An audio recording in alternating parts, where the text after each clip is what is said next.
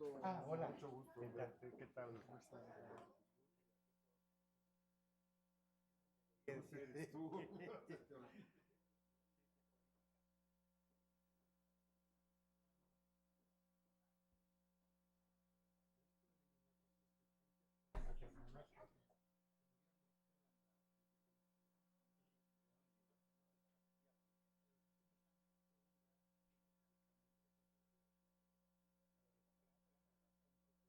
Ah, sí, sí. Porque cuando era Al mismo historia tiempo. y era una cosa, yo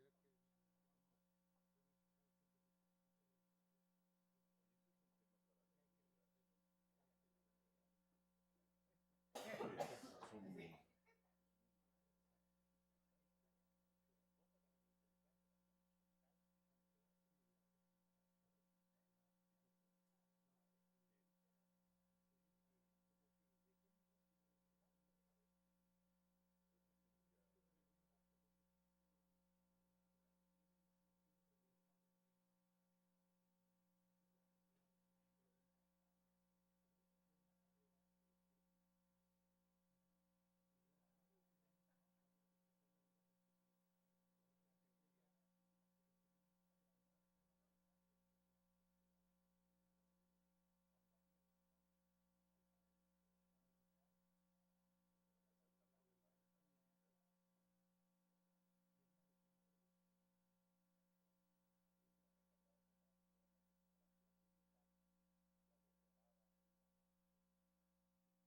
La presidenta argentina, asesorada, sí, bueno, no, descalzo en está todas muy partes. activo.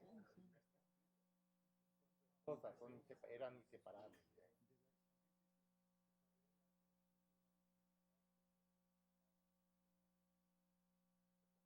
Aventura de Sousa.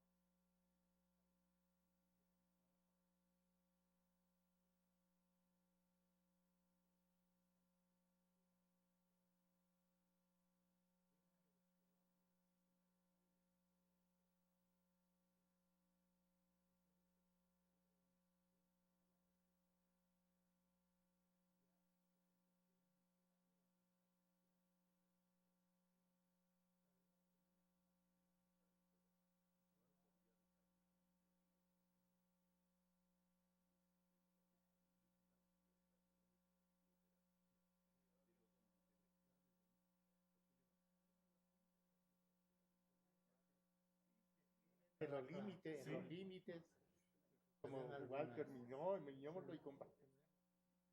Este señor que vivió siempre en Inglaterra, pero desde ahí es que era asesoraba a los peronista, claro, gobiernos no iba a latinoamericanos. volver en los años.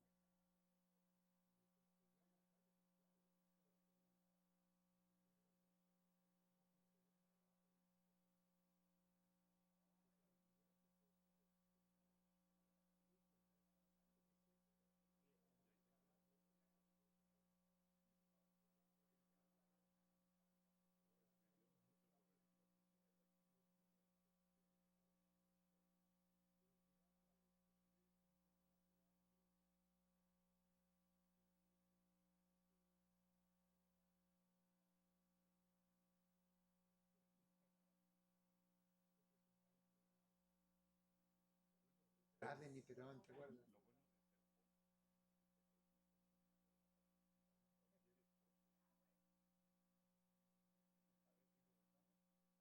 Va llegando Ya están llegando. acá la gente es un poco No es como se en va a ir. Inglaterra, no es como en Inglaterra. Que Ah, Madrid, acá. si llega un minuto tarde te cierran la puerta.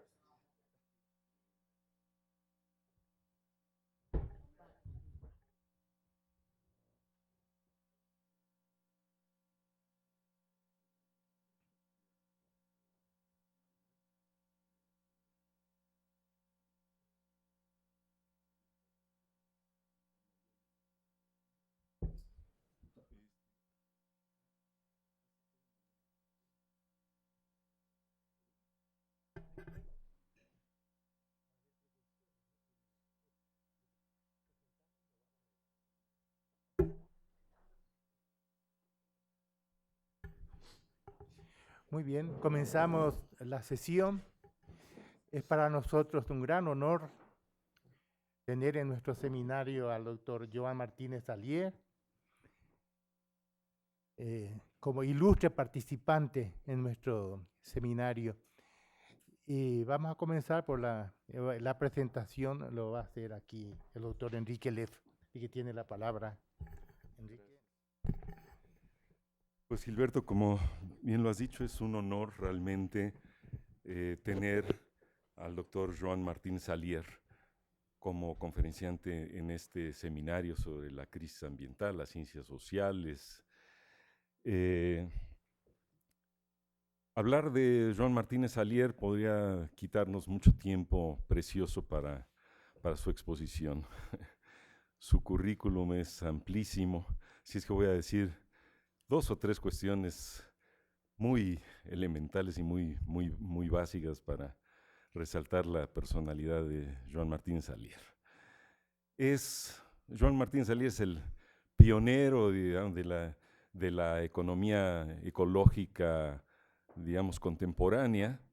Si le quitara lo contemporáneo, él protestaría porque él diría que él justamente se dedicó a escribir un libro sobre los prolegómenos, ¿verdad? Sobre los fundadores de ese nuevo campo de la economía, que es la economía ecológica, y efectivamente es el autor de un libro que digamos, le ha dado la vuelta al planeta, su libro de Ecological Economics, ¿no? Que está traducido no sé a cuántos idiomas, a más de 10 idiomas, ¿cierto?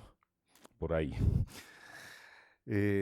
Pero Joan Martínez Alier no se quedó en esa radicalización, en esa confrontación con la economía, llamémosla normal. En toda la indagatoria sobre la cuestión digamos, de internalizar no solamente los costos ecológicos, sino la radicalidad de la cuestión ambiental, lo fue llevando obviamente a otras márgenes de la cuestión que podría absorber la economía. Y es lo que llevó a Joan Martínez Alier a abordar, digamos, y a fundar el campo de la economía, de la ecología política. Es decir, cómo las cuestiones de la internalización de las externalidades ambientales llevaba realmente a una cuestión mucho más crítica, más de fondo, que son los conflictos de distribución ecológica, como él los denomina, los conflictos entre diferentes maneras de concebir la cuestión ambiental, la construcción de la sustentabilidad, y sobre todo los conflictos reales, cotidianos, a ras de suelo, que se suscitan todos los días entre el avance de esta modernización económico-ecológica y las resistencias que se van dando de lo que podemos denominar la ciudadanía, o mejor, los pueblos de la tierra, los conflictos de territorialidades. Y eso hace de Joan Martínez Alier un intelectual muy particular, es decir, aquel que no solamente se queda en la radicalización de un campo del conocimiento, de una supuesta ciencia económica, sino el que tiende los puentes. Martínez Alier es fundador del International Society of Ecological Economics, la Sociedad Internacional de Economía Ecológica. De ahí viene justamente ahora de la muy reciente reunión de estos días en Islandia, ¿no? y es fundador, bueno, es director de la revista Ecología Política, que ha abierto un campo muy importante de debates y de diálogos en el ámbito, digamos, hispano. No solamente hispano, pero es digamos, la revista fraterna de Capitalism, Nature, Socialism, por ejemplo, que han abierto estos espacios de debates, ¿no? Es profesor titular, obviamente, de la Universidad Autónoma de Barcelona, donde dirige un doctorado muy importante en estos temas, donde se ha formado mucha gente de América Latina, ¿no?, que sigue en su escuela, y es una presencia imprescindible en los debates sobre estos temas en América Latina. Su presencia en América Latina, yo decía, qué metáfora le hago a Joan sobre su presencia en estos temas. Yo decía, es una especie de darwinista, así como Darwin venía a descubrir las especies raras que había producido la naturaleza, Joan viaja por América Latina, entre otros lugares del mundo, en la búsqueda de esas especies raras, de emergencias, de irrupciones, de movimientos sociales, de grupos sociales, que va caracterizando y que va mapeando, digamos, geografiando en el mundo, ¿no? Y es por ello también autor de otro libro muy importante sobre la variedad de ambientalismo, sobre la distinción entre el ambientalismo del norte y el ambientalismo del sur. Es autor de varios libros que muchos de los presentes deben haber leído, conocido, ¿no? De la economía ecológica a la ecología popular, economía ecológica y políticas ambientales, que salió una nueva edición muy recientemente que tuvimos el gusto de comentar con Joan aquí en la Facultad de Ciencias. En fin, no digo más, podría decir mucho más. Mejor le damos la palabra al doctor Joan Martín Salier.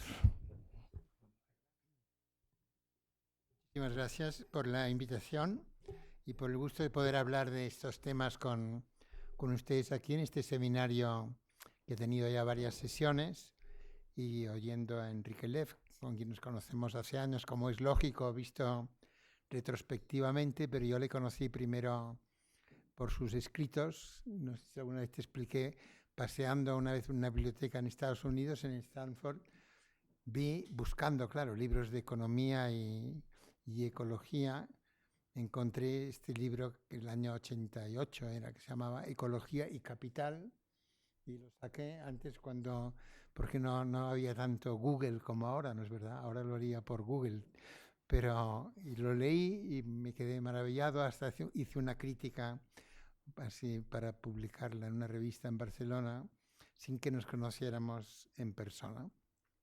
O sea que esto garantiza la calidad de nuestra amistad, que no se debe a ningún así ventaja personal ni trueque de favores, sino que se debe a un reconocimiento mutuo del trabajo que hemos estado haciendo ya bastante tiempo en algo que podría parecer como una especialidad, los temas de sociología ambiental, de historia ambiental, pero que los dos pensamos que no es ninguna especialidad, sino que son temas centrales en el devenir de la historia y de la política y de la economía ya en los últimos siglos, pero obviamente cada vez más para el futuro, ¿no es verdad?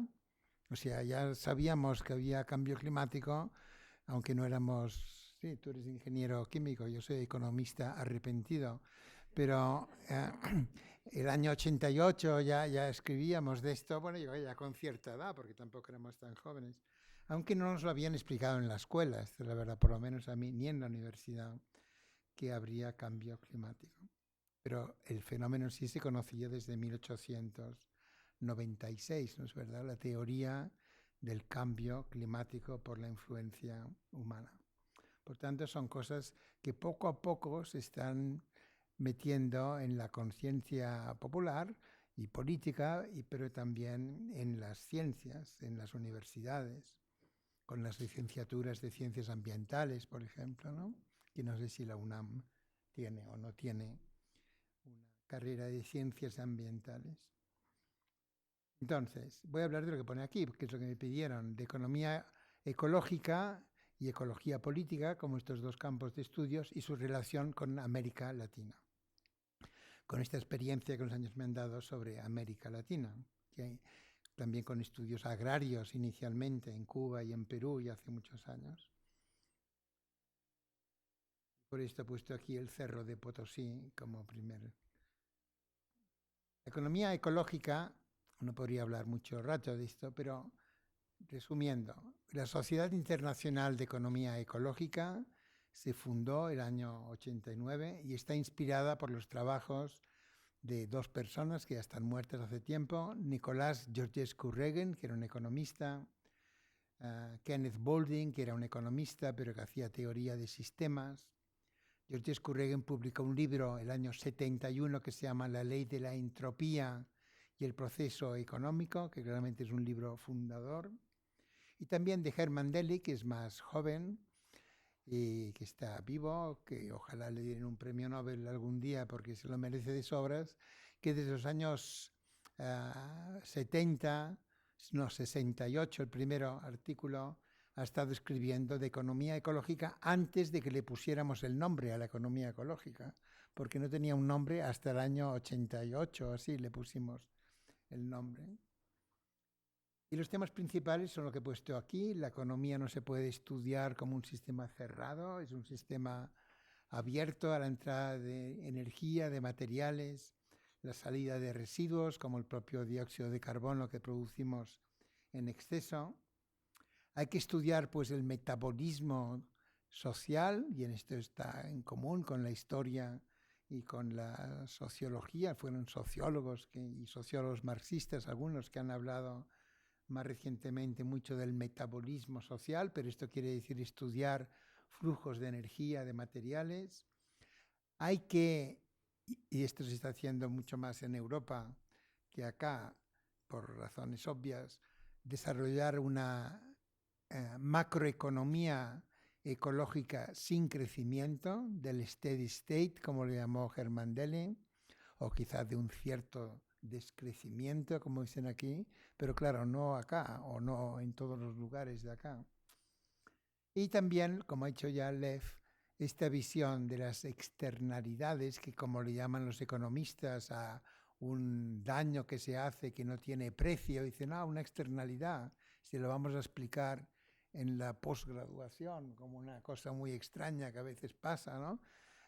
Y la vamos a internalizar poniéndole un precio, no verlo así, sino verlo como dijo también un protoeconomista ecológico que se llamaba Carl Wilhelm Kapp, que tiene un libro que se llama Los costes sociales de las empresas de 1950, y que claro, viene de una tradición alemana austríaca. Él se tuvo que exilar en el año 34, 35, vivió en Estados Unidos, pero de los debates en Viena en los años 20 y 30 sobre la economía, cómo sería la economía socialista, entre Hayek y von Mises de un lado que llamaríamos ahora neoliberal, pero no eran neoliberales, eran liberales en economía, pensaban que una economía sin precios no podría funcionar, y gente como el que luego fue filósofo del Círculo de Viena, Otto Neurath, que decía, no, la economía la podríamos discutir como un sistema planificado democráticamente, siempre que tengamos lo que ahora llamaríamos indicadores físicos y sociales. De aquí viene Kapp con todos sus exilios y viajes y su regreso a Europa en los años ya 50, y con este libro muy importante que dice esto, lo que he puesto aquí: las externalidades no son fallos del mercado, sino lamentables éxitos en transferir costos a gente pobre o a otras generaciones o a otras especies que gente pobre puede protestar, y esto lo estudiamos en ecología política. Las otras especies no pueden protestar, ¿no? Y tampoco pueden ir al mercado, excepto como carne muerta, digamos, ¿no? No hay ningún pollo en el mercado diciendo voy a pagar para salvar mi vida, ¿no es verdad? O sea que tiene que ser desde los principios sociales, desde la ética, de cómo tratemos a otras especies, o desde el utilitarismo, según algunos, como explicaré, porque piensan que hay dinero que se puede ganar conservando especies. Y aquí en un artículo que recién está ahora en Internet, en esta enciclopedia de ciencias sociales, la última edición, y en la penúltima también, hay un artículo mío que me pidieron sobre qué es la economía ecológica. Y aquí lo he puesto, otro resumen, es un campo interdisciplinario que considera que la economía es un subsistema de un sistema físico mayor, un ecosistema mayor y que es finito. Los economistas ecológicos se preguntan sobre si la economía es sostenible o no sostenible porque estudiamos los impactos ambientales y también el uso de materiales de energía. Y también incluimos el tema de la población, o deberíamos hacerlo, no delegarlo solamente a los demógrafos, ¿no? Pero tampoco ser malthusianos en el sentido de Malthus.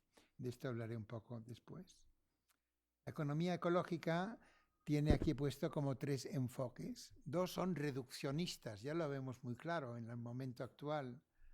Uno es gente que hicieron ecólogos, como Howard Odum, por ejemplo, que influyó mucho en los inicios de la economía ecológica en los años 80, pero que al final de su vida, con este aislamiento, yo creo, de los científicos o las ganas de que mucho pasa en Estados Unidos de autopropagandizarse demasiado, dijo, tengo un método de cálculo para decir qué habría que hacer en la economía, aunque soy ecólogo, y son los flujos de energía. Y tiene este artículo muy conocido sobre cómo Ecuador exporta camarones, ¿no? Y todavía lo hacen, y reciben pues dinero, y este dinero cuántos barriles de petróleo permite comprar, y compararlo con toda la energía no producida por los humanos, como el petróleo tampoco es producido por los humanos, pero es extraído por los humanos, ¿no? Era Pemex, como recordarán, en otras épocas de México, todavía es, creo, pero en fin, le queda algún tiempo. Pero no es Pemex que produce el petróleo, se produjo geológicamente. Y el manglar todavía menos, digamos, ¿no? El manglar es un ecosistema que se produjo la naturaleza y que, claro, ha capturado mucha energía y comparó, ¿no? La energía que se desperdiciaba, digamos, sacando un manglar y poniendo una camaronera, como ha ocurrido en otros sitios de México también, pero en Honduras sobre todo, y en otros lugares, y en la India, y en Bangladesh, y en Filipinas, y en vez del manglar poner una camaronera. Y dijo, esto es un desperdicio enorme de energía, mucha energía allí capturada, y que cada año puede el manglar contribuir, ¿no? Con la fotosíntesis a cambio de unos miserables barriles de petróleo que en energía son mucho menos. Este era un ejemplo que dio un artículo científico, y pensó que calculando estos flujos de energía, incluyendo la energía solar, tenía ya un método de cálculo que iba a convencer a todo el mundo de cómo debería ser la economía, ¿no es verdad? Claro, muchos otros aspectos que el cálculo energético no puede capturar, ¿no? Incluso la toxicidad, incluso aspectos de materiales, ¿no? Y aspectos éticos, aspectos estéticos, aspectos incluso económicos que no son solamente barriles de petróleo, quizás el balance de las cuentas exteriores de un país que le va a un ministro de finanzas le va a preocupar mucho, ¿no es verdad? El desarrollo económico, diría hoy en día el presidente Correa. Pagar a la gente que no tiene dinero. En fin, hay muchos aspectos. Teníamos que tener un enfoque multicriterial, no reduccionista energético, y tampoco, como decía Dele ya el 84 escribió, tampoco la estrategia, ¿no? Lo que pone aquí, the strategy of hanging a price tag, la estrategia de poner una etiqueta de precio a todo, ¿no? Usando precios de mercados ficticios cuando no tenemos precios de mercado. Precios sombra, les llaman economistas. Y esto sí que está de moda, ¿no? Valorar sistemas, servicios de sistemas ambientales, ¿no? Y con esto pagar, y pensando que pagando vamos a ayudar a la conservación. Lo voy a discutir después. Estas dos desviaciones, digamos, ¿no? El reduccionismo físico y el reduccionismo crematístico es lo que debe evitar la economía ecológica y enfocar los temas desde un punto de vista realmente transdisciplinario. Ya buscando referencias para este artículo de la enciclopedia, encontré este texto de Delitzsch de ya 1984 en una reunión en Estocolmo con Anne-Marie Jansson, una de las cosas fundadoras de la economía ecológica, donde yo todavía no estaba. Entonces, la economía ecológica sí que es verdad que a veces pone valores monetarios a los servicios ambientales y no podemos expulsar a los que hacen esto como herejes, digamos, depende del contexto. Si es un contexto, por ejemplo, de un juicio a la Chevron Texaco en Ecuador por lo que ha hecho, no me parece mal poner un precio, porque ojalá hubiera ido por la vía penal, pero fue por la vía civil, pues mejor un precio que nada. Pero lo que hacemos en economía ecológica, sobre todo, es poner cálculos del metabolismo social, índices sociales de sustentabilidad, etc. Y también estudiar derechos de propiedad y cómo influyen en el manejo de recursos, como hizo Elinor Ostrom y antes Bromley y antes no sé cuántos mexicanos y otra gente que habían estudiado comunidades, ¿no? Porque no es algo, Ángel Palermo y otra mucha gente, porque no es algo tan nuevo estudiar.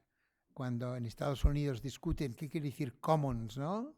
Y la tragedy of the commons, yo siempre pienso, si hasta en Estados Unidos tienen the Boston Commons, ¿no? No es donde hubo el Tea Party, the Boston Commons.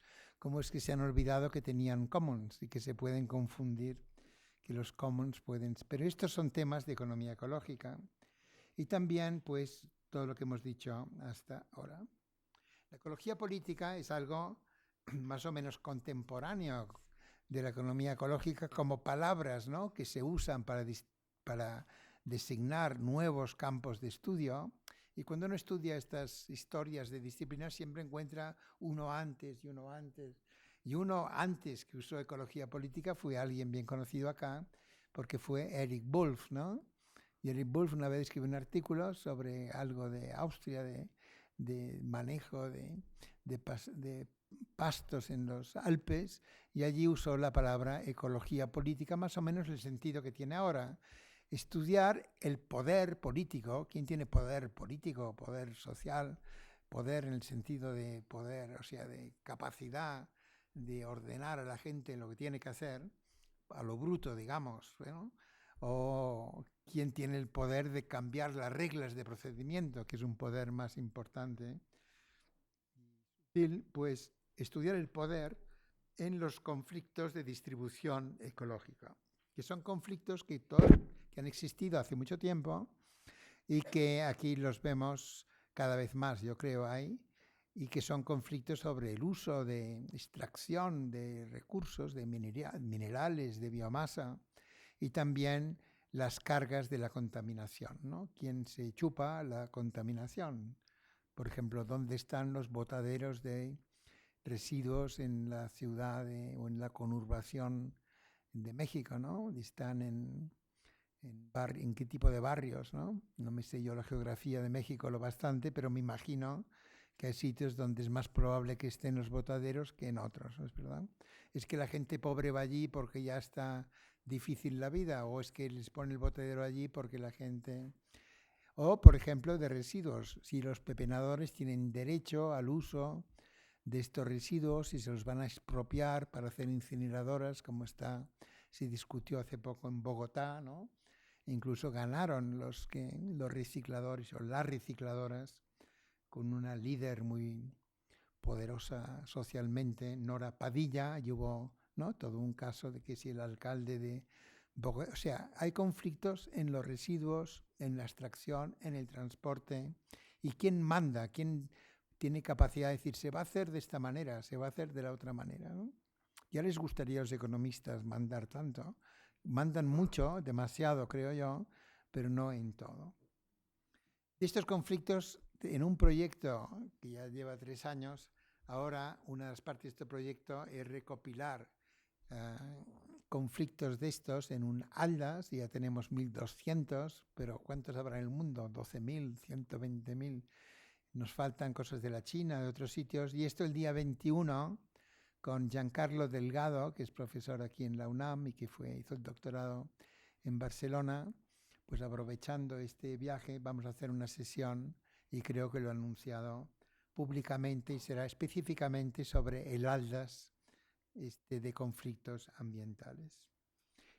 Y lo que llamamos ahora ecología política estadística, tomando 50 casos, 100 casos, ¿no? Con sus variables y ver, por ejemplo, en cuántos de estos casos intervienen grupos religiosos, ¿no? Y uno ya ve con la muestra actual que en Brasil la pastoral de la tierra interviene más que en otros países latinoamericanos o no sé todavía cómo podríamos compararlo con casos en Asia donde no van a intervenir grupos cristianos sino grupos budistas tal vez, ¿no?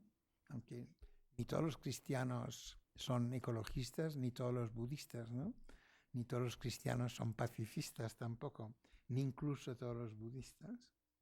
Entonces, para ver la relevancia de la ecología política y la economía ecológica, en esta conferencia lo voy a hacer mezclándolo con ideas que yo tengo, pero de segunda mano, viajando por América Latina, sobre los rasgos principales del ambientalismo o ecologismo latinoamericano. Y las dos palabras, aunque ya sé que pueden ser distintas, pero las voy a tomar como sinónimas, ambientalismo y ecologismo. En unos países el ecologismo es más de izquierda y en otros el ambientalismo lo es y en otros es al revés, ¿no? En Ecuador o Chile los ecologistas son los de izquierda, en Colombia es al revés y creo que son como casualidades, o yo no soy filólogo, menos todavía del castellano, yo soy catalán y bastante hago en hablar castellano más o menos competentemente. En fin, entonces, pero sí me voy a meter en esto y quizá yo, aunque soy más joven que los refugiados que llegaron acá, que claro, hay gente 20 o 30 o 40 años mayores que yo, de la Guerra Civil Española, pero en fin, no soy el primero refugiado, no, tampoco soy refugiado, pero quiero decir, el primero, digamos, peninsular ibérico con interés en América Latina, interés intelectual y político, y muchas cosas de las que yo digo las he aprendido acá, ¿no? Voy a mostrar cómo creo que llega hasta la H, unas 10 rasgos del ecologismo o ambientalismo latinoamericano. Y Lev ha escrito sobre esto hace muchos años, pero incluso tiene un artículo sobre esto. Yo no lo he consultado a última hora, pero lo tengo claro en la memoria. Y no es nada muy original, pero me gusta estar escribiendo esto. Estoy escribiendo un capítulo para otro libro sobre esto. Y lo voy a mezclar con economía ecológica y ecología política. Brevemente, yo creo que una cosa importante acá es la conciencia del desastre demográfico, que fue mayor que la peste negra. Yo ahora estando en Islandia estos días, parece que en Islandia fue horrible. La peste negra ya arrasó a la mitad, pero aquí fue muchas veces el 80% o 90%, ¿no es verdad? Y por tanto, quizás está relacionado con este típico desdén, no solo desde la izquierda, sino general latinoamericano, por el tema maltusiano, ¿no es verdad? Y con razón, porque la densidad de población es baja en América Latina, con alguna excepción, como El Salvador o Haití.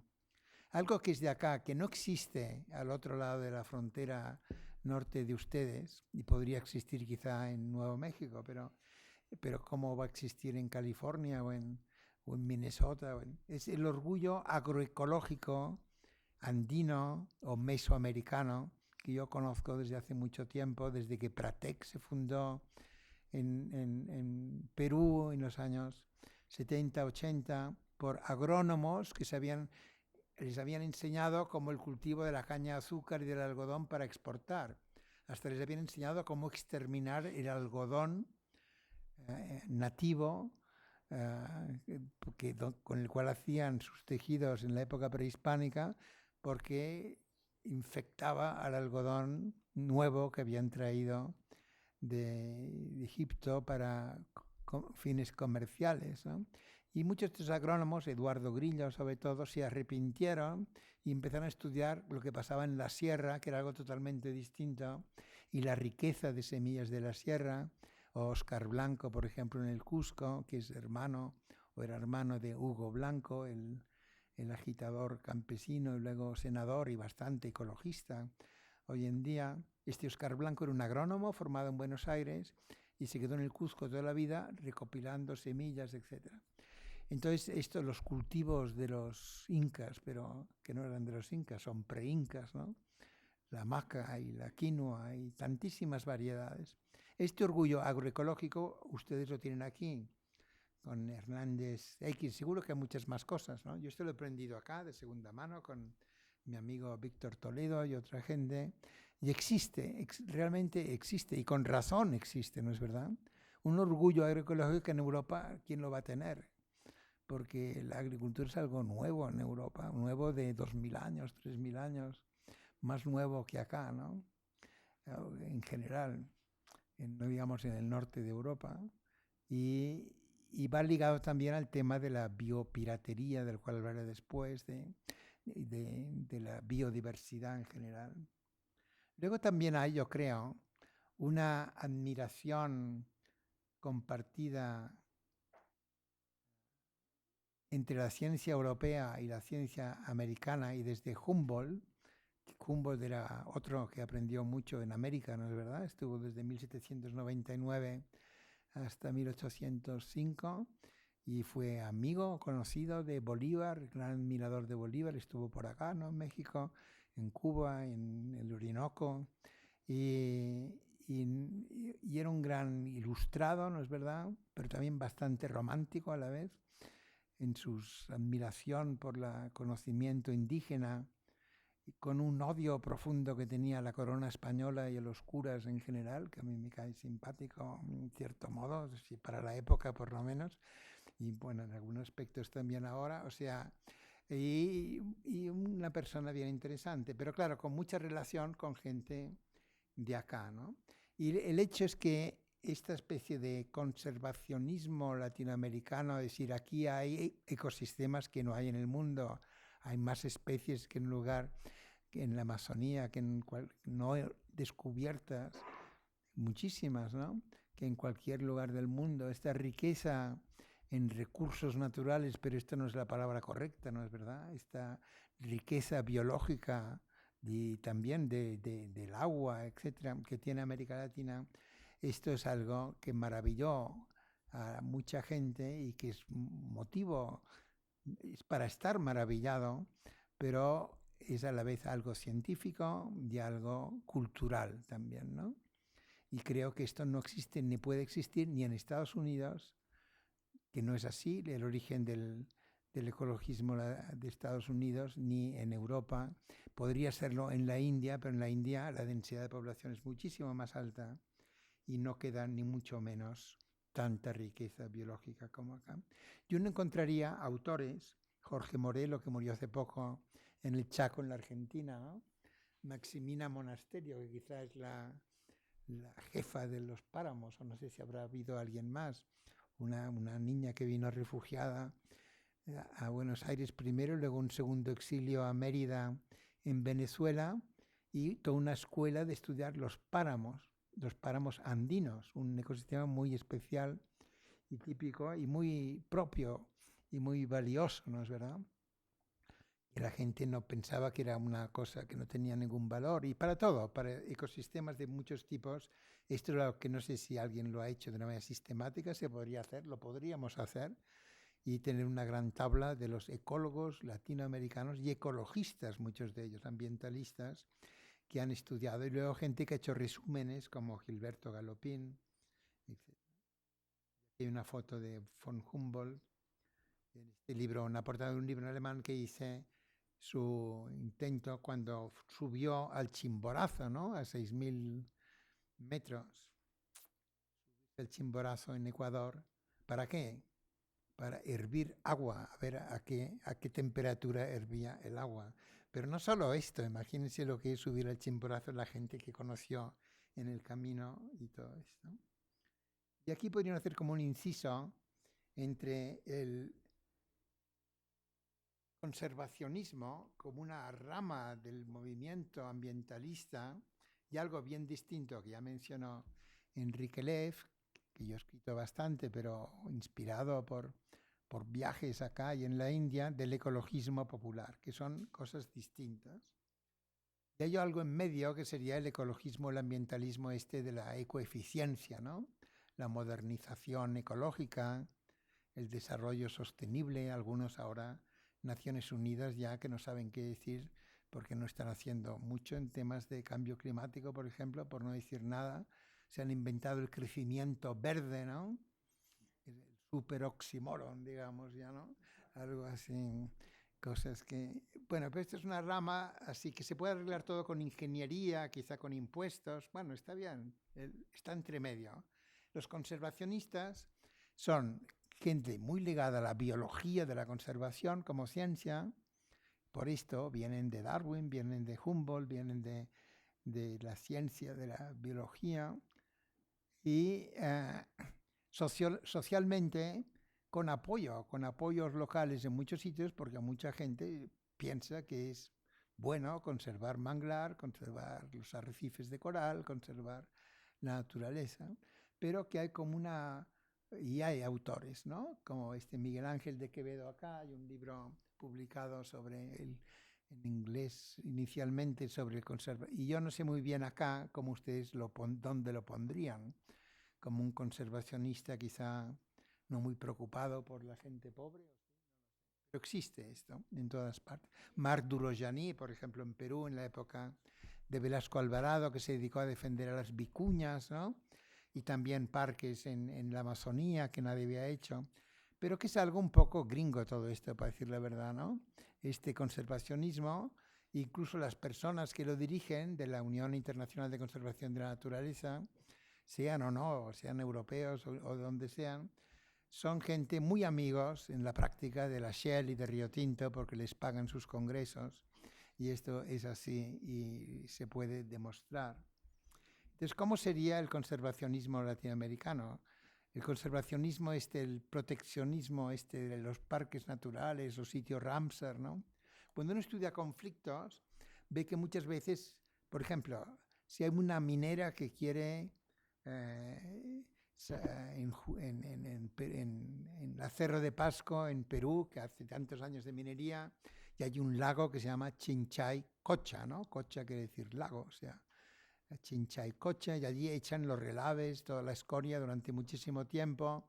Hay gente que dice, no, lo vamos a declarar un sitio Ramsar, ¿no? Ya lo es, de hecho, un sitio Ramsar, y esto le da una protección adicional porque esta convención internacional protege humedales, ¿no es verdad? Y al mismo tiempo hay la gente del pueblo que realmente están hartos de la minería en Cerro de Pasco porque están destruyendo la ciudad, están contaminando, y hay como una alianza conservacionista y del ecologismo popular.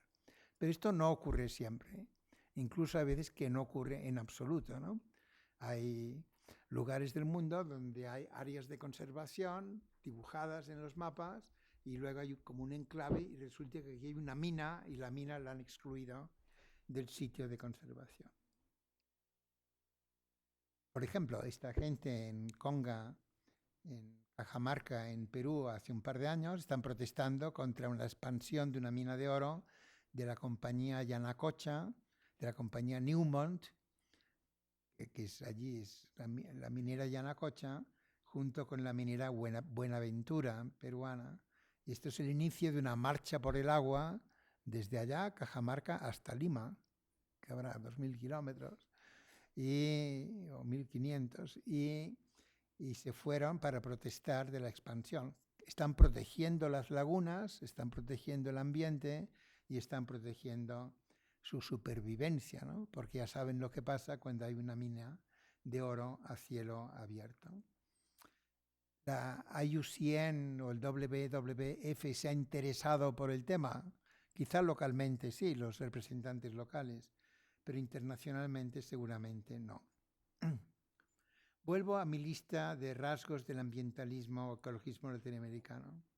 Hay una conciencia irritada del saqueo por la minería y otros recursos también, desde el inicio de la conquista, ¿no?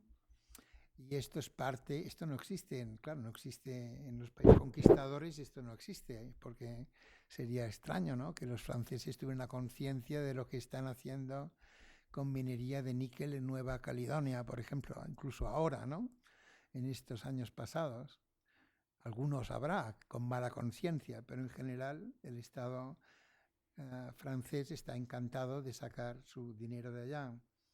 Y esto es desde Potosí o desde Zacatecas, y esto ha llevado a una teoría del intercambio ecológicamente desigual, que explicaré un poco más después, y que es muy propio de América Latina.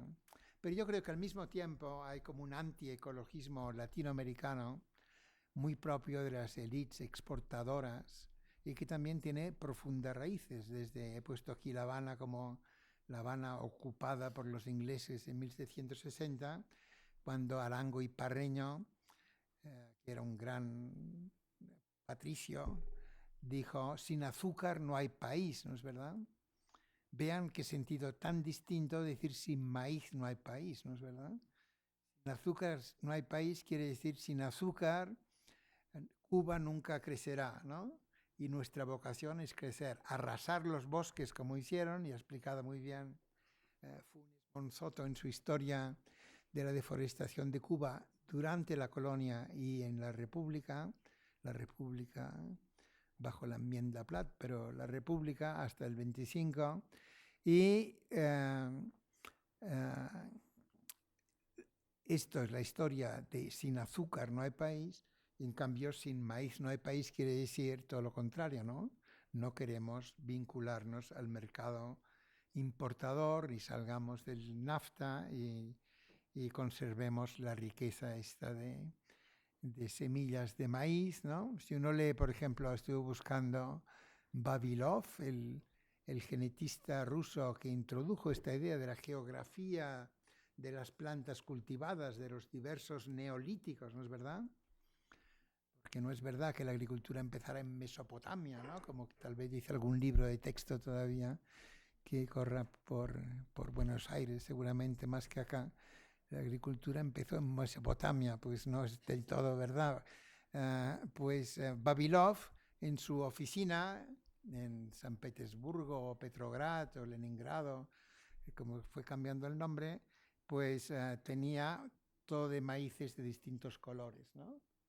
Acabó mal Vavilov, acabó muerto de hambre en el sitio de Leningrado, y luego ya le iba mal la vida porque cayó víctima del stalinismo, su instituto. Pero estuvo por América Latina recopilando este material. Es decir, que todo esto tiene: sin maíz no hay país, es todo lo contrario de sin azúcar no hay país, o sin café no hay país, como podrían haber dicho en Sao Paulo hace 100 años, o sin Chile, sin cobre no hay Chile, etcétera, etcétera. Porque podríamos buscar uno detrás de otro de estos eslogans que ahora llamaríamos neoliberales, que son parte de la cultura latinoamericana.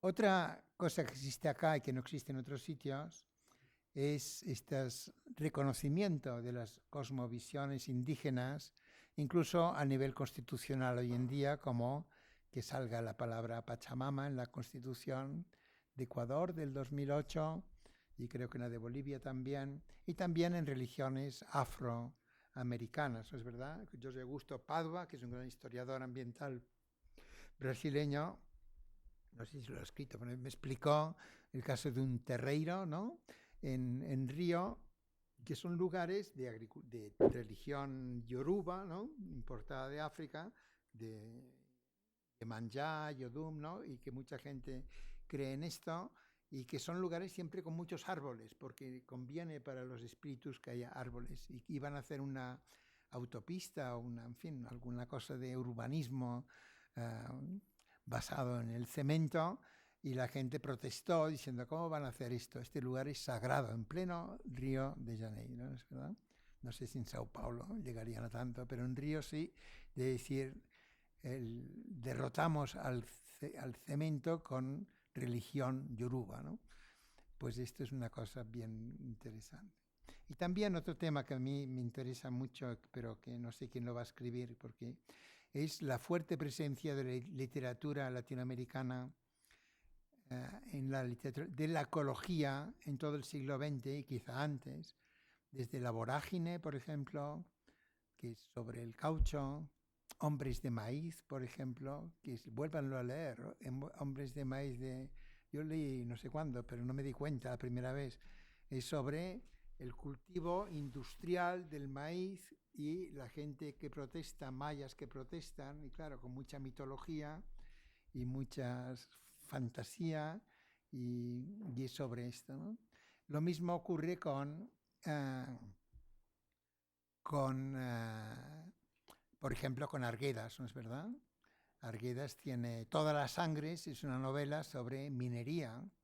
Dos hacendados en los Andes, uno hacendado que habla quechua con sus indios y sus indias, que no las trata muy bien siempre, y su hermano que se va a estudiar ingeniería y vuelve con una empresa de minería, le pone un nombre en inglés, me acuerdo, o sea, Wishart, Sociedad Anónima, y echan las escorias de la mina a los campos de los indígenas que se alían con el hacendado y al final destruyen la mina. Si Arguedas hubiera dicho la palabra ecología, si hubiera sido una novela aburridísima. Decía, voy a hacer una novela ecológica. No habla de ecología. No sé si Arguedas, que se suicidó, de hecho, el año 71 porque veía el drama de la plurinacionalidad, culturalidad del Perú, no sabía cómo se podría solucionar de otra manera que no sea arremetiendo contra los que quedan, pues no habla de ambiente ni ecología ni nada así. Y no sé si alguien ha hecho una interpretación de la novela en estos términos. Yo cuando sea mayor y me jubile voy a escribir este libro, pero ojalá lo haga alguien, una tesis doctoral antes, ¿no? Porque hay mucho que hacer sobre esto. Tú quizás se ha hecho ya. Pues esto no es por casualidad. Grandes veredas, Sertois, por ejemplo, alguien me explicó hace poco, yo he estado en San Francisco, pero Grandes veredas, Sertois, es sobre cursos de agua y luego los sertões, ¿no? Los que no son el interior de Brasil, que será Caatinga allí, o el ecosistema, ¿no? El agua y los lugares secos, ¿no? Esta es la dinámica social también, ¿no es verdad? Si uno piensa ahora en el trasvase del río San Francisco, todo lo que han hecho allí, pues quizá Guimarães Rosa era más civilizado que los que han hecho el desvío del río San Francisco. Pues esto es algo, y seguramente en el arte pictórico uno podría hacerlo, y de esto yo todavía soy más ignorante, y también lo podría hacer en el cine, ¿no?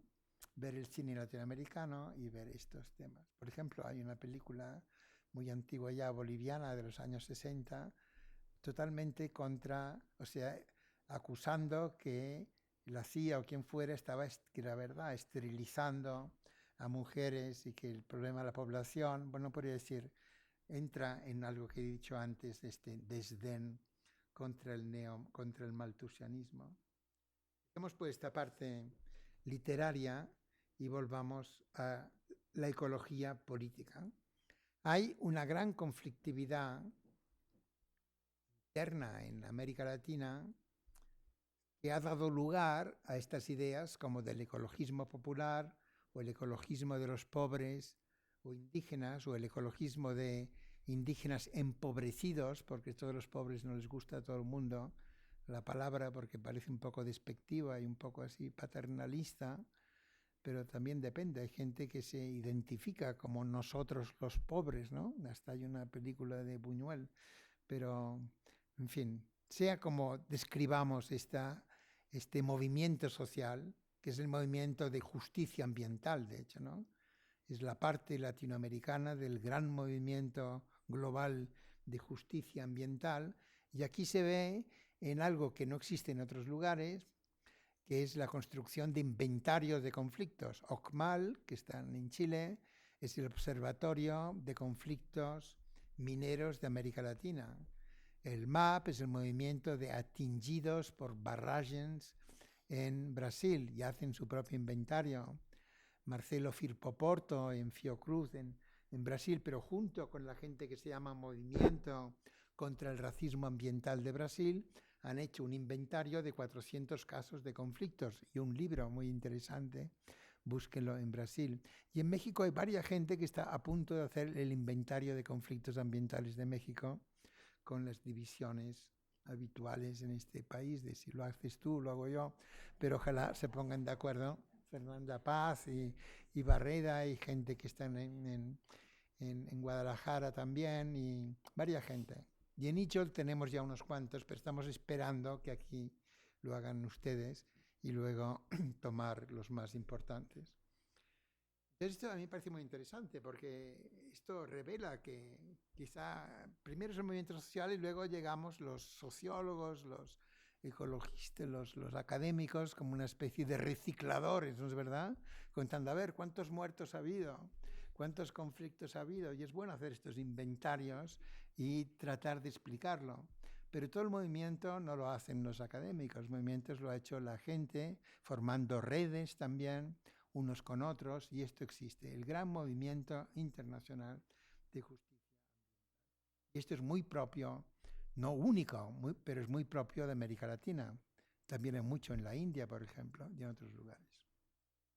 También, y este es el último rasgo que he puesto en esta colección, hay un ecologismo político latinoamericano que, usando ideas de la economía ecológica, se está abriendo paso entre el neoliberalismo, de acá, por ejemplo, de Santos en Colombia, y el nacionalismo popular de Kirchner, de Correa, de varios, ¿no? De Mujica en Uruguay.